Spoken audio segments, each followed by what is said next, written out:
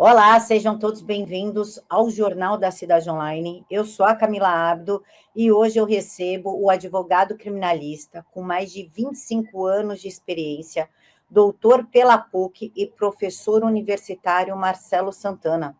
Doutor, muito obrigada por aceitar falar com o Jornal da Cidade Online. Boa noite, Camila. Boa noite a todos os nossos ouvintes e telespectadores, né, do Jornal da Cidade. Tem muita gente que acessa e fica só ouvindo, tem gente que assiste, tem gente que vê legendado. Essa é a maravilha da internet. Doutor, hoje, nesta terça-feira, 26 de agosto, fomos contemplados com mais uma parte da Vaza Toga e agora a Revista Oeste nos esclareceu como o gabinete paralelo de Moraes censurou Getter. Mensagens revelam que auxiliares do ministro trabalharam para suspender a plataforma de Jason Miller, ex-assessor de Trump. Doutora, a primeira pergunta que lhe faço é: essas ações do Alexandre de Moraes de colocar os seus assessores para descobrir como se censura plataformas, ela é legal? Veja só, vamos partir assim de uma premissa fundamental. Eu tenho observado que as decisões do Supremo Tribunal Federal, principalmente na PEC 12.100 e nas ações penais que envolvem a suposta trama golpista, em vários momentos elas afastam o princípio da presunção de inocência, o que é um grande equívoco. Então, por coerência acadêmica, né, nós vamos abordar esse fato dando a todas as pessoas envolvidas o princípio da presunção de inocência. Muito embora algumas pessoas envolvidas nesses fatos, né, por seus gestos praticados anteriormente, não tenham observado esse mesmo princípio. Então, levando em conta, a título de hipótese, que de fato essas mensagens, essas situações sejam verdadeiras, né? Evidentemente que está fora de uma atribuição, né, dentro da legalidade. Não deve assim, não é desta forma que o Tribunal Superior Eleitoral deve conduzir as coisas, né? Mais ainda quando envolve direitos fundamentais e liberdade de expressão. Doutor, foi correto ou constitucional misturar o STF com o TSE, transformar tudo isso numa massa só a serviço de uma perseguição?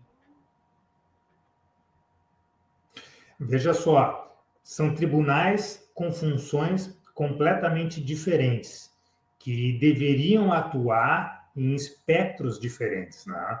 O problema que nós temos enfrentado hoje no Supremo Tribunal Federal, que tem levado a crise atrás de crise dentro do Brasil, é o transbordamento, ou seja, o tribunal ele tem ultrapassado a esfera do jurídico e ingressado na esfera da política. Eu gostaria de explicar isso de maneira bem simples para aquelas pessoas que estão nos assistindo.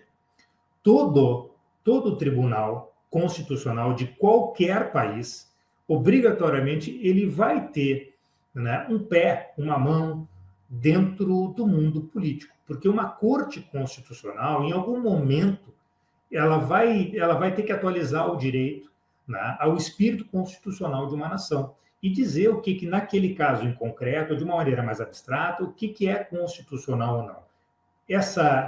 Esse provimento jurídico, ele tem uma ligação com o mundo político. Mas essa é uma ligação que se dá dentro de um processo muito bem delimitada por uma discussão. O que tem acontecido no nosso Supremo Tribunal Federal? É que os limites entre o jurídico e o político deixaram de ser observados com rigor. Então, o nosso tribunal, o nosso Supremo Tribunal Federal, além dele se manifestar nas ações, nos casos, né, que lhe são competentes, que lhe cabem, né, ele tem ultrapassado isso. Então, ele tem avançado para o mundo político. Quando ele faz isso, e principalmente quando os ministros fazem isso, eles rompem uma barreira que jamais poderia ter sido transposta. E eles passam a ser agentes políticos. Só que há uma grande diferença nisso, porque os nossos políticos, eles são legitimados pelo voto popular. Nós podemos gostar ou não gostar do Congresso, mas o Congresso ele possui uma legitimidade do sufrágio, do voto, diferente de um ministro. Por isso que o ministro e o tribunal como um todo ele deve se ater à esfera jurídica. E o que tem acontecido com as nossas cortes? Elas não têm observado o rigor das suas atribuições e das suas competências. E no caso do Supremo, nós temos uma situação mais grave ainda, porque nós temos observado uma interpretação da legislação para deslocar regras de competência, atraindo para o Supremo Tribunal Federal casos penais que jamais poderiam ter sido julgados pelo Supremo Tribunal Federal. Então, esse problema, essa crise que surge entre o Tribunal Superior Eleitoral, entre o Supremo Tribunal Federal, é um sintoma muito grave dos problemas que nós temos enfrentado no país no que se refere à legalidade. E nós estamos, de certa maneira, nós estamos colocando em xeque, nós estamos destruindo a construção científica, a construção doutrinária e também a construção jurisprudencial dos anos anteriores. Porque a partir de agora há um efeito deletério muito intenso que nasce nas decisões, tanto do Superior Tribunal Eleitoral quanto nas decisões do Supremo Tribunal Federal. Perfeito, doutor. Inclusive, de acordo com as conversas aqui divulgadas pela Revista Oeste, o Ayrton Vieira, aquele que chorou lá no áudio que foi divulgado, confundiu o X, o antigo Twitter, com o Getter e pediu para derrubar, então, o Getter. Eis que o Tagliaferro explica aqui. Este é o Twitter. Ele, Alan dos Santos, coloca o fundo do Getter e manda o link. Aí, embaixo, ele coloca, vou montar um relatório. O Ayrton Vieira pede para derrubar o Getter. Esses são dois, são Getter. Ele pede para derrubar o Getter. Qual é o poder do Ayrton de falar, então, veja, por favor, como bloquear o Getter, obrigado. Qual que é o poder que ele tem, já que a função do Ayrton Vieira, o papel dele na Vaza Togas anteriores era dar instruções detalhadas sobre como falsificar a origem de relatórios para justificar prisões e proibições de conteúdo, coordenar a censura extraoficial e pedir criações de e-mails anônimos para aquecer denúncias. Essas mensagens que você acabou de ler são as mensagens que acabaram de ser publicadas pela Revista Oeste. Tá? Então, nós estamos diante, né? Nós não estamos diante de provas. Primeira coisa importante de deixar claro para quem nos assiste, nós não estamos diante de provas, nós estamos diante de uma notícia jornalística que necessita de uma determinada comprovação, de uma determinada consistência, que cita, né, em primeiro momento, né, duas pessoas fundamentais, né, o juiz Ayrton Vieira e o assessor Tagliaferro. Bom, essas mensagens, o conteúdo dessas mensagens divulgadas é um conteúdo importante que indica uma irregularidade, uma ilegalidade numa primeira leitura, mas é um indício, não é uma prova. E como eu disse, muito embora nós temos encontrado várias vezes na quebra da legalidade e a negação da presunção de inocência, muito embora sejam indícios muito severos que exigem uma investigação, nós temos que dar a essas pessoas a presunção de inocência. Né? Mas com relação a essas mensagens especificamente, nós temos aí um indicativo de que alguma coisa não andava bem ali, porque não deve ser esse o papel, né, do tribunal. O tribunal não deve conduzir investigações de modo a tentar derrubar redes ou derrubar pessoas ou a exercer censura. Né? Me parece um desvio de finalidade no que diz respeito a isso. Mas, com relação ainda a essa divulgação, se nós formos, a título de hipótese ainda, né? A título de especulação, se nós levarmos em conta que, de fato, essas mensagens vieram do assessor Tagliaferro, nós estaremos diante de um caso em que a doutrina chama de whistleblower, ou seja, aquela pessoa que denunciou determinada irregularidade. Hoje, as notícias que chegam é que Tagliaferro estaria na Itália, tanto é que a sua extradição foi postulada, né, pelo ministro Alexandre de Moraes, né? E próprio Tagliaferro agora já responde a ações penais, né? Então, esse nosso cenário é um cenário incipiente, é um cenário inicial que exige investigação. Esses fatos não podem passar, essa notícia, né, essa notícia dada pela Revista Oeste não pode passar em branco. Ela necessita de uma investigação mais profunda. Mas Tagliaferro, na condição de whistleblower, né, ele goza de determinada proteção, inclusive determinada proteção legal. Perfeito, doutor. Antes de continuar falando aqui das conversas, o senhor falou que o Tagliaferro supostamente entregou essas mensagens, eu entendo que tudo tem que ser supostamente, mas juridicamente falando, essas denúncias que o Tagliaferro está fazendo, caso aconteça um processo contra o Tagliaferro, Moraes, Ayrton Vieira e todos os envolvidos, existe alguma forma do Tagliaferro ter sua pena diminuída? Qual seria a pena dele? Primeiro, se existisse um julgamento sobre isso, algo como Nuremberg, digamos assim. E segundo, ele teria sua pena diminuída porque trouxe a público? Tá, vamos por etapas. Eu acho que Nuremberg não é um bom exemplo, porque Nuremberg foi um tribunal de exceção, né, que foi um tribunal constituído num pós-guerra, um tribunal inexistente, né? Então, o exemplo de Nuremberg não é um exemplo tecnicamente que se ajuste a essa situação, né? O que nós temos hoje, a notícia que nós temos hoje é que Tagliaferro está sendo acusado de violação de sigilo funcional, de coação no curso do processo, de obstrução da investigação e também de tentativa de abolição do Estado de Direito. Parece que essa é a denúncia da Procuradoria-Geral da República, né? Só que o primeiro ponto que nós temos que levar em conta é o artigo 4C da lei 13.608, se não me engano, tá? Que diz o quê? Que diz que aquela pessoa que eventualmente noticiar um ilícito ou uma irregularidade tem proteção contra ações ou omissões praticadas pelo Estado. Tá? Então, é uma proteção que se dá para o noticiante, para aquela pessoa que traz a público uma determinada ilegalidade.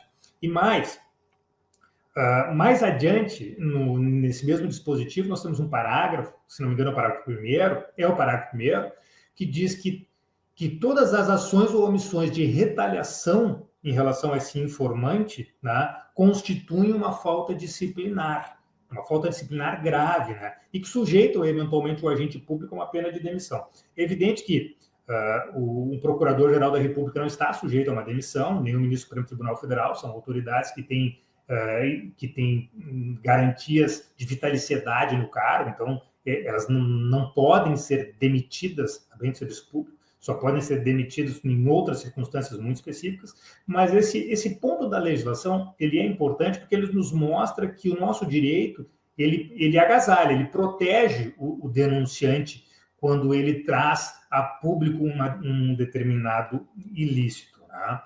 E com relação, me permite já avançar, com relação a essa acusação feita pela Procuradoria-Geral da República, o ponto de partida parece uma incoerência de ordem cronológica, porque Tagliaferro foi assessor, se não me falha a memória, até mais ou menos 2023, sujeito a ordens diretas do ministro Alexandre de Moraes, né, até esse período. Então, parece que não fecham muito essas acusações, levando em conta, né, essa suposta tentativa de abolição do Estado Democrático de Direito, levando em conta que ele estava subordinado até 2023, né, ao próprio ministro Alexandre de Moraes. E mais, a própria questão da competência. Né? Nós temos aí um problema de que Tagliaferro nunca teve foro por prerrogativa de função. Né? Então, qualquer ação penal proposta contra ele deveria ser proposta na primeira instância e não diretamente no STF. Essa possibilidade de denunciar Tagliaferro diretamente no STF, ela só nasce em razão do que nós temos denunciado, desse grave problema que nós temos denunciado, que alarga-se de maneira absolutamente indevida os limites de competência, fazendo que praticamente tudo, né, caia, né, como origem lá no inquérito 4781, né, porque se coloca praticamente tudo, né, dentro do Supremo Tribunal Federal. E um terceiro ponto que não se pode ignorar também é que, sendo essas denúncias, envolvendo essas denúncias, o ministro Alexandre de Moraes, ele, de certa maneira, se a gente fosse levar a lógica da Procuradoria-Geral da República, se nós fôssemos pensar como o Ministério Público Federal, o ministro seria vítima. Então, se ele seria vítima, ele não poderia jamais prestar jurisdição nesse caso, porque ele está impedido. É a mesma discussão que nós estamos tendo lá na PET 12.100, a qual, inclusive, o ministro Mendonça, quando provocado, né, quando houve a provocação pelo Tribunal Pleno, né, pelas defesas daqueles acusados, o ministro Mendonça divergiu dos demais e votou, sim, pelo impedimento do ministro Alexandre. Então, vejam só, essas questões aí são questões delicadas que têm propriedades técnicas muito relevantes. Perfeito, doutor. Inclusive, aqui nas mensagens, na mesma data, em 3 de outubro de 2022, Tagliaferro enviou a Vieira, Ayrton Vieira, no caso, o relatório que serviria de base ao pedido de bloqueio do Getter. Veja se é preciso fazer alguma alteração, por favor, escreveu Tagliaferro. O Vieira elogiou. Está muito bom, Eduardo, muito mesmo. O problema agora é o bloqueio. Sabe se Getter tem representação no Brasil? Risos. Essa risada, não está claro que eles usaram essa desculpa da representação no Brasil, tanto com Getter como com X, simplesmente para poder bloquear as plataformas? Veja só, da maneira como você coloca, dessa maneira como você coloca, eu sou obrigado a manter minha coerência acadêmica, né? Muito embora eu fique chocado com a forma, com as palavras, com a maneira como isso foi tratado, ainda assim eu sou obrigado a observar a presunção de inocência com relação a essas pessoas. Mas a maneira como o diálogo se estabeleceu não me parece uma maneira adequada. E é justamente por isso que isso tem que ser investigado, né? Porque não deveria ser feito dessa forma. Aliás, não poderia nem sequer ser feito, né? Nós estamos falando de um direito constitucional, né? Então, e de uma maneira de se utilizar, inclusive, um aparato estatal, né, para impedir uma plataforma de prospectar negócios no Brasil. Doutor, o senhor falou que isso precisa de uma investigação. Quem que investigaria isso, antes da gente voltar para as mensagens? Seria o Supremo investigando o Supremo? Como é que ficaria isso? É um momento de crise institucional. E aí eu sou obrigado a me valer, para iniciar essa resposta, das palavras do ministro Marco Aurélio, quando, em determinada ocasião, quando nós estávamos numa entrevista juntos, ele disse, olha, isso não vai acabar bem. Né? É uma grave crise institucional. Quem deveria investigar e levar adiante isso é o próprio Senado Federal, o próprio Congresso Nacional. Né? O parlamento ele tem competência para isso, né? Para conduzir essa investigação, para conduzir esse caso. Isso com relação ao ministro Alexandre de Moraes, né? Que seria o ministro do Supremo Tribunal Federal. Né? Já com relação às demais autoridades, né, nós temos outros foros adequados para isso, né? Também tem autoridades com prerrogativa de foro, né? E aí só poderiam ser processados mediante autorização também dos respectivos tribunais. Mas lembrando, Tagliaferro nunca teve prerrogativa de foro. Então, qualquer situação que envolva, né, uma acusação penal direcionada a ele, né, deveria ter sido proposta na Justiça de primeiro grau, e não pela Procuradoria-Geral da República, por um procurador da República de primeiro grau.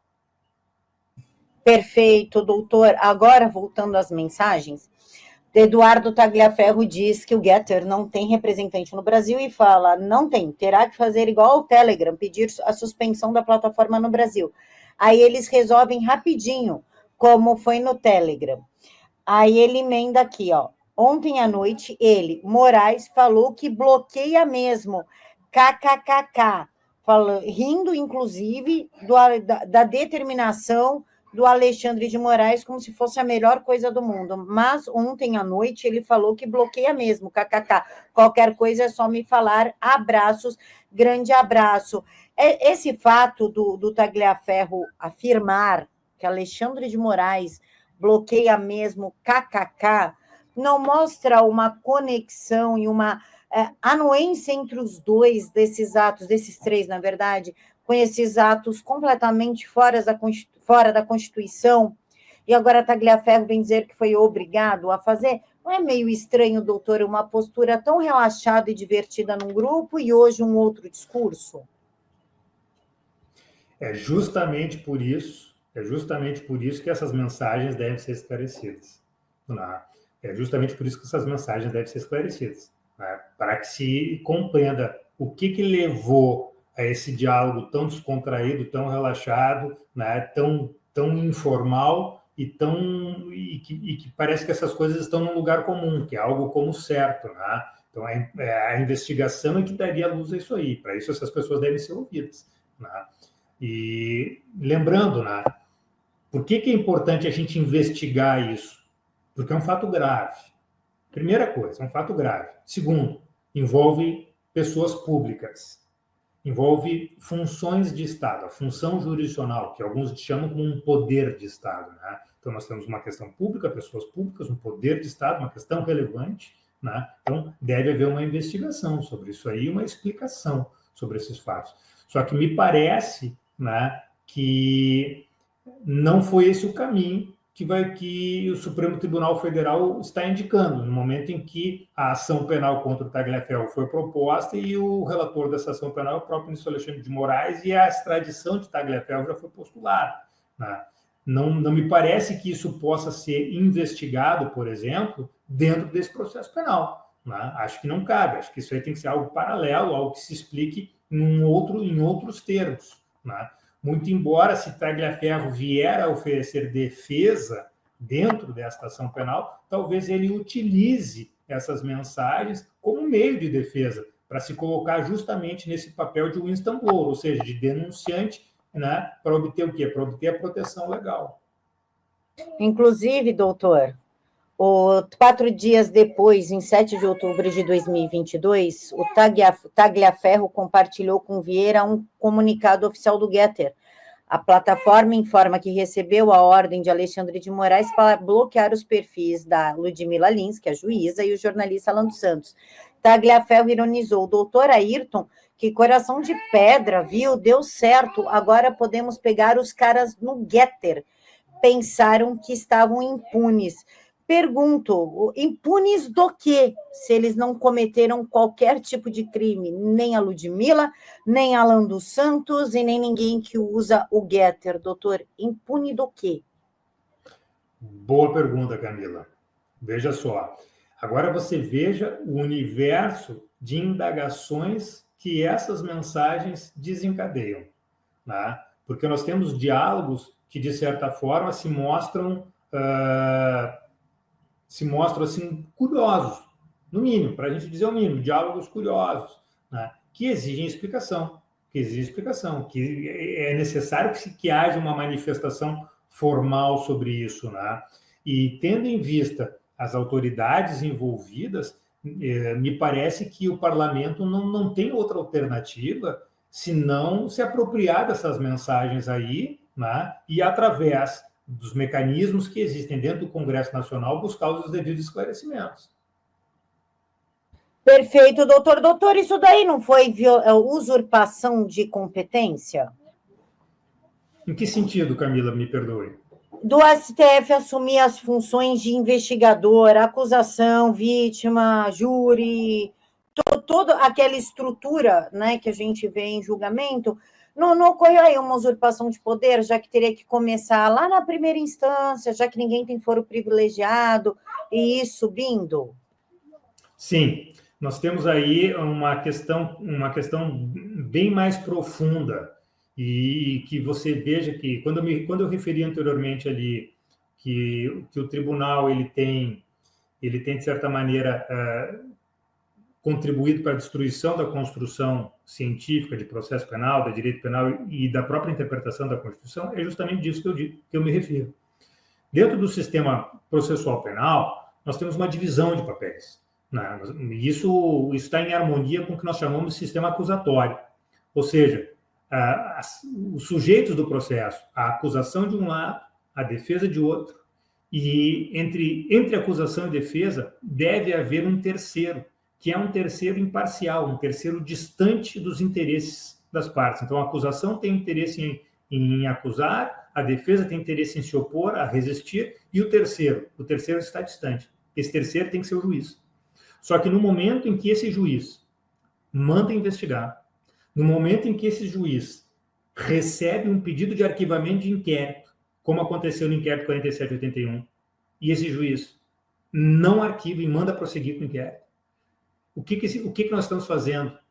Nós estamos atacando um pilar, um dos pilares do sistema, que é o sistema acusatório. Nós estamos fazendo com que o juiz, né, nesse caso o tribunal, que o tribunal absorva funções típicas da polícia e funções típicas da própria acusação. Isso desestrutura de sobremaneira o sistema jurisdicional, porque confunde os papéis de julgar com os papéis de acusar, né? Isso é muito ruim, isso é deletério para o nosso sistema. Por quê? Porque na comarca, lá desse país tão gigante que é o Brasil e tão bonito, aquelas comarcas mais distantes em que os poderes públicos não chegam com a mesma intensidade. Nessas comarcas pequenas, certamente haverá um juiz que se ache no direito de investigar e acusar alguém que lhe tenha feito algum mal, ou alguém que tenha, na sua ideia, na sua cabeça, praticado um crime contra si. E ele vai mandar abrir inquérito, vai mandar a polícia investigar, vai pedir para que o Ministério Público denuncie e ele mesmo vai julgar. Então, atrás disso, a gênese do que nós estamos passando é exatamente isso. E as pessoas já perceberam, as pessoas já compreenderam isso, mesmo as pessoas não tendo um conhecimento técnico e não consigam transmitir isso em palavras mais polidas, mais rebuscadas, as pessoas já entenderam que a vítima de um processo não pode julgar. Além disso, agora de uma maneira bem técnica, o que nós observamos no Supremo Tribunal Federal nos últimos tempos? Uma alteração de regimento, que não é uma lei em sentido estrito, é simplesmente um regimento interno. O regimento interno do Supremo Tribunal Federal sendo alterado para modificar regras de competência. E mais, além dessa alteração do regimento interno, né, a inobservância da própria alteração. Porque se nós formos pegar como paralelo a ação penal que tramita contra o presidente Bolsonaro, o presidente Bolsonaro, como ex-presidente, deveria ser julgado pelo pleno do Supremo e não pela turma, né? Então, são uma série de desencontros que têm acontecido, que têm contribuído para essa crise institucional gravíssima. Mas, sendo otimista, há tempo para isso. Nós podemos retroceder e esse trem pode voltar aos trilhos, desde que nós tenhamos interpretações de fato constitucionais e que, a partir de agora, a Corte ela saia desse universo político que eu citei anteriormente, né, de maneira bem técnica, e retome aquelas funções jurisdicionais, né, tipicamente jurídicas, que está faltando. Doutor, agora me veio uma dúvida. Eu também quero falar com o senhor a respeito da PGR, ficar 24 horas em cima do presidente Bolsonaro, mesmo ele estando de tornozeleira, e ninguém mais querer trabalhar com o ministro Alexandre de Moraes, mas vamos entender por quê, porque ele é um fofo lindo. Caso o Senado aceite pedido de impeachment do Moraes, passou lá, votaram. Esse pedido de impeachment não tem que ser aceito no Supremo, porque da Dilma veio um ministro do Supremo, que foi o Lewandowski, que falou, tá, ok, só que eu vou separar, ela não vai ficar inelegível. E não teria que subir esse pedido para o Supremo também?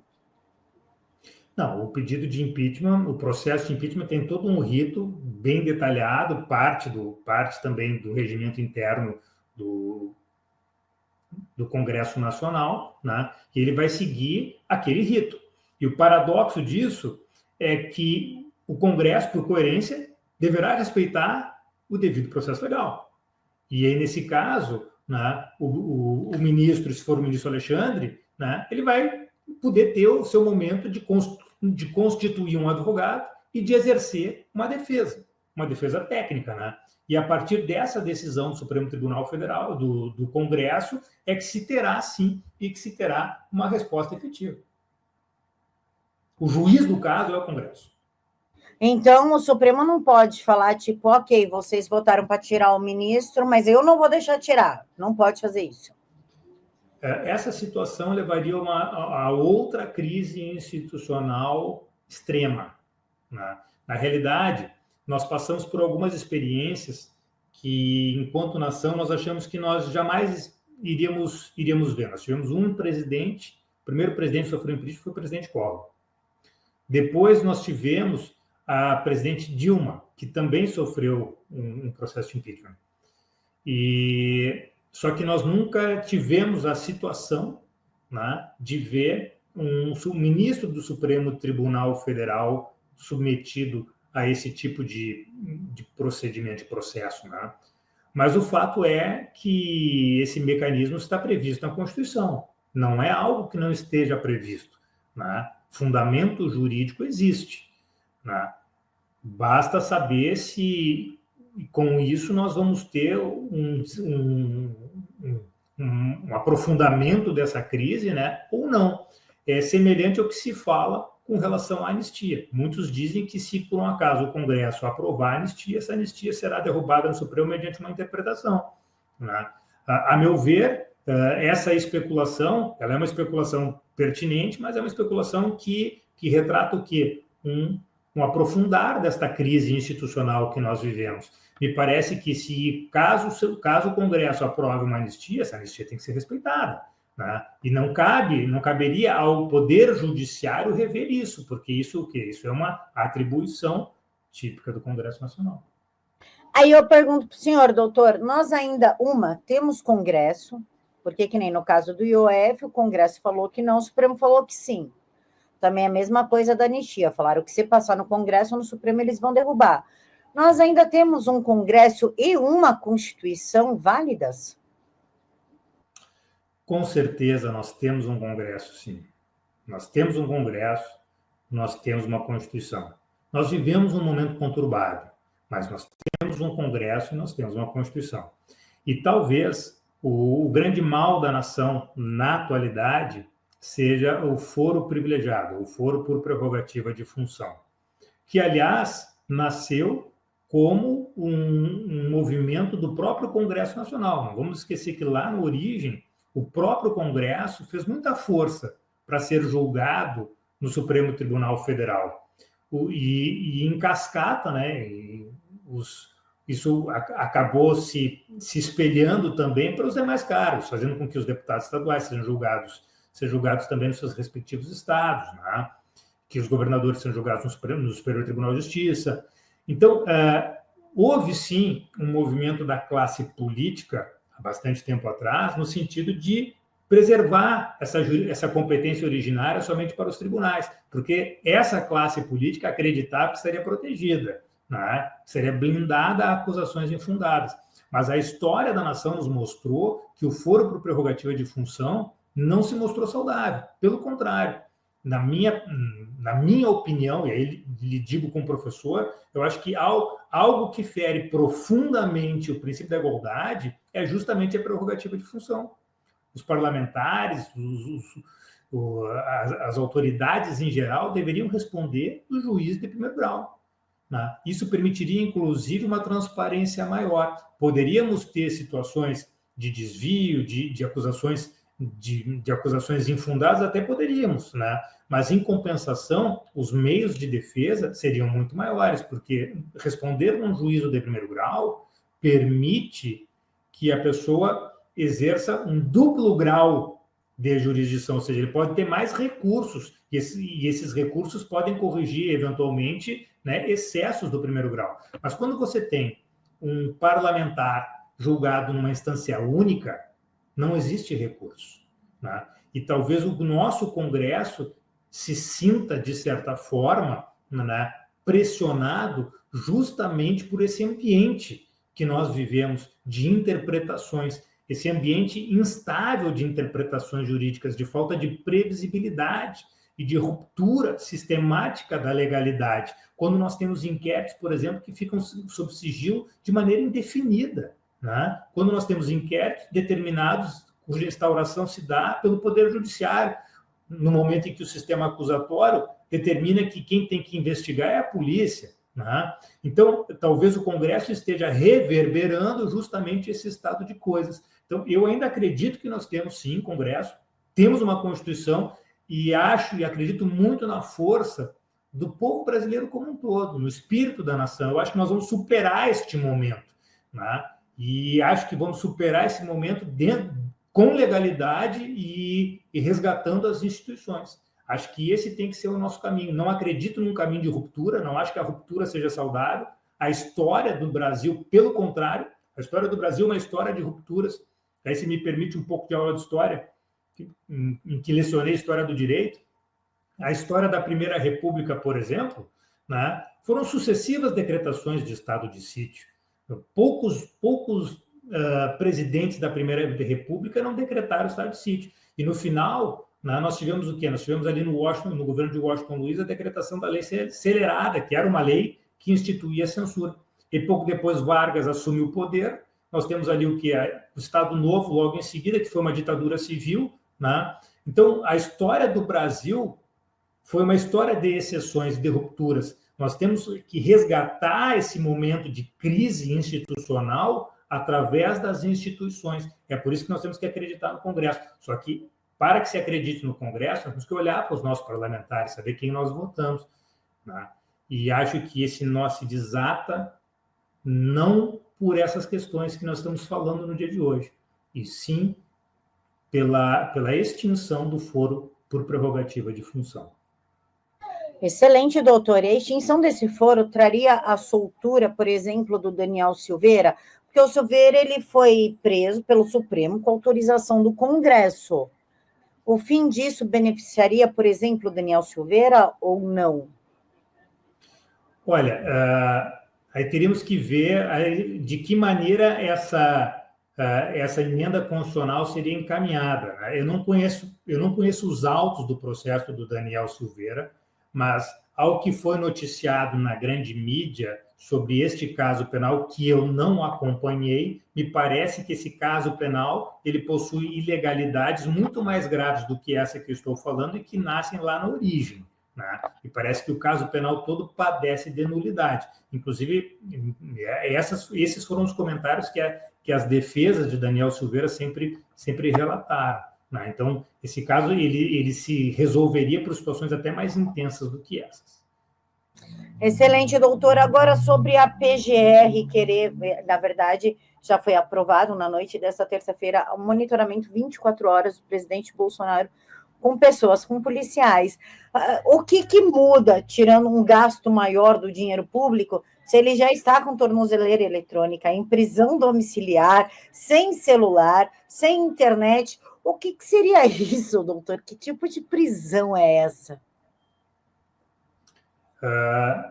Olha, quem olha de fora, né, e quem está acompanhando também esse caso de uma maneira mais atenta, me parece, né, numa primeira leitura, que nós temos um excesso. Né, Porque, veja só, essa forma de segregar a liberdade, ela praticamente equivale à figura da prisão preventiva. Tá? Ela é praticamente uma prisão preventiva. E antes desse tipo de monitoramento ser decretado, inclusive a tornozeleira, né, nós teríamos que avaliar se de fato existem requisitos que permitam, né, se afirmar que há um risco de fuga, que há um risco de comprometimento de provas, né? O que não me parece ser algo concreto. Não me parece que haja, de fato, um risco de fuga do presidente Bolsonaro e muito menos um risco à produção de provas, até porque a fase da instrução já encerrou, nós estamos na fase de julgamento do caso penal, né? Agora, você imagina se esse caso agora for julgado e houver maioria, ao que é uma grande probabilidade que nós temos aí, né, sinais já indicativos de que o ministro Fux venha a divergir, né? Mas também no terreno das especulações. Bom, nós teríamos recurso para o plenário, né? Então, nós não teríamos ainda também uma hipótese de prisão imediata, né? E a regra é responder em inocência, responder em liberdade. A regra é a presunção de inocência. É por isso que, desde o momento, muito embora eu veja a incoerência das decisões do Supremo Tribunal Federal, nas minhas manifestações eu busco a coerência, né? Nós temos que dar a presunção de inocência, né? Então, nós temos várias situações que mostram a desnecessidade, a desproporcionalidade dessas medidas aí, né, que foram decretadas. Não me parece que haja um risco de fuga, né? E muito menos a necessidade desse monitoramento, dessa vigilância efetiva. Quantos casos penais tramitam nesse Brasil afora que jamais se ouviu falar desse tipo de medida sendo decretada? Eu, sinceramente, em 25 anos de advocacia criminal, nunca vi uma medida desse tipo. Doutor, inclusive, fui olhar agora com mais atenção, esse ofício aí contra o presidente Jair Bolsonaro, essa decisão, foi feita por um pedido do Lindenberg Farias, deputado federal pelo PT, que foi encaminhado pelo diretor-geral. Isso faz parte do escopo? Isso é certo? Um federal pediu monitoramento 24 horas, constante checagem do sistema de monitoramento eletrônico, de forma a assegurar a eficácia na medida cautelar, e ainda pessoas no endereço residencial, um policiamento imediato no endereço residencial de Jair Bolsonaro. Isso daí foi feito por um deputado. O deputado tem o poder de fazer uma coisa dessa e ser aceito? Não, veja só. Nós, dentro do sistema acusatório, nós temos, como eu referi anteriormente, nós temos os sujeitos de fala, né? Sujeitos processuais. A acusação é a defesa. A defesa, por óbvio, ela acaba sendo destinatária dessas medidas de constrição, ela jamais pediria a própria prisão, então é uma incongruência. Quem poderia pedir essa prisão, né, ou esse monitoramento, ou essa constrição da liberdade? A acusação. Quem exerce a acusação? O Ministério Público. Excepcionalmente, quem poderia fazer isso? Um assistente de acusação, a vítima do caso. Tá?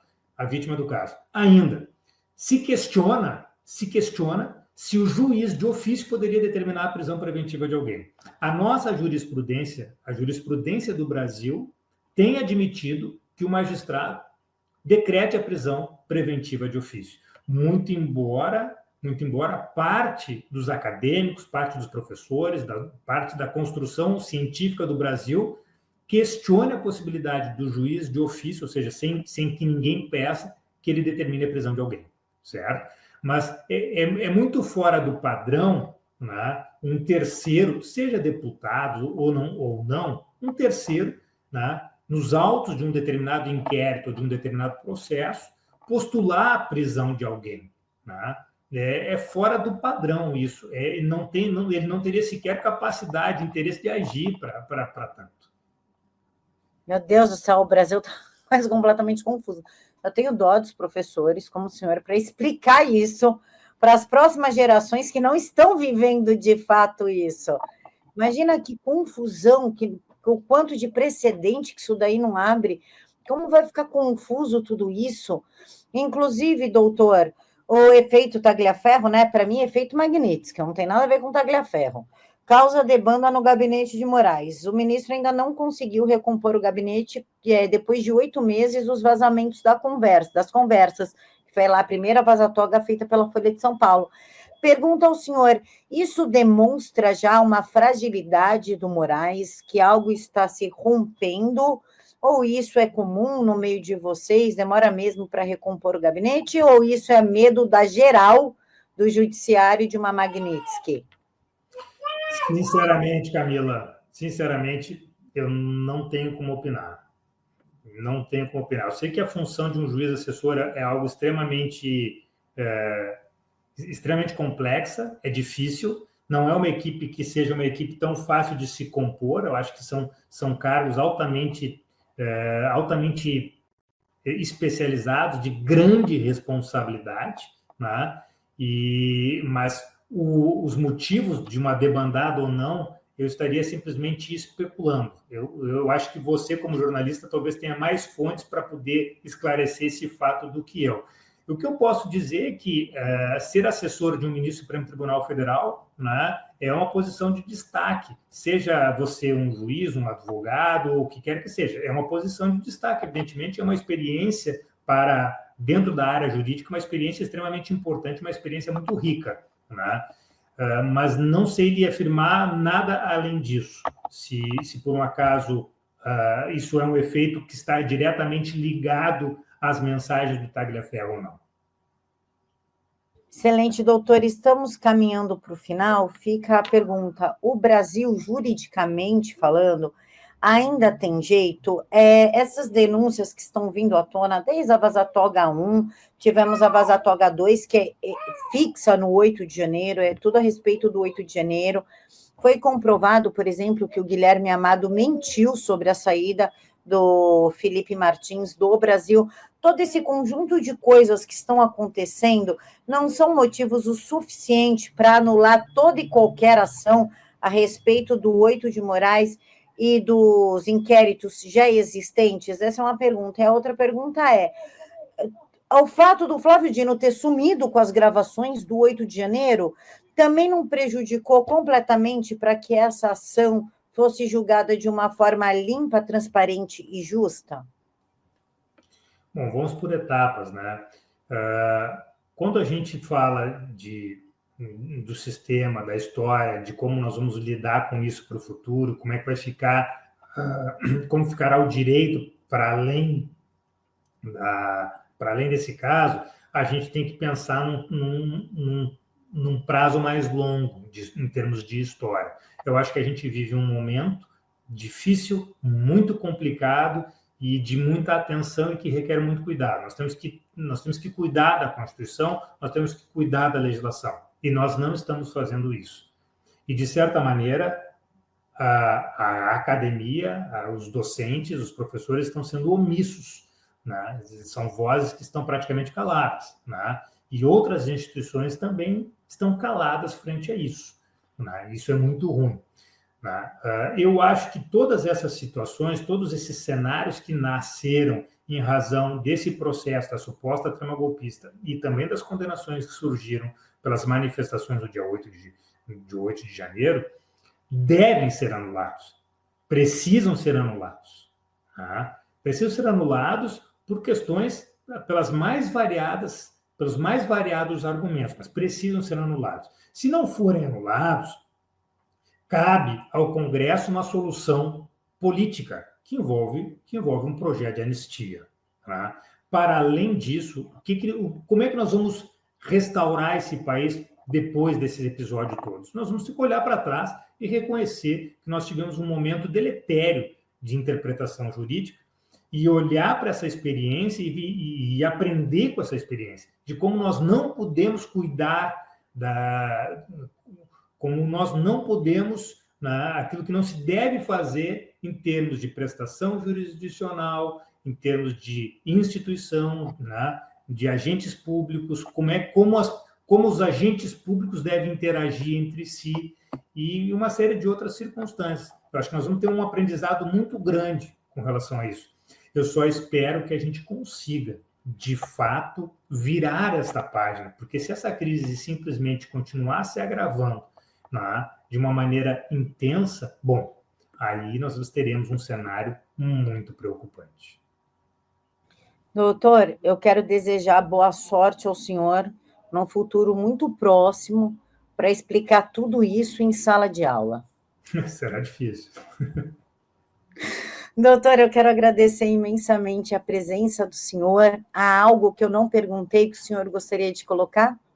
Não é nada, não. Eu acho que foi bem colocado tudo. Foi um prazer ter estado contigo, Camila, e com todos que nos assistiram na noite ou no dia de hoje. Pessoal, não esquece de curtir, compartilhar, comentar, ativar sininho, marcar nas suas redes sociais. Pode cortar, mas marque o Jornal da Cidade Online para que saibamos que vocês estão gostando do nosso conteúdo. A gente se encontra em breve. Fica com Deus e até mais.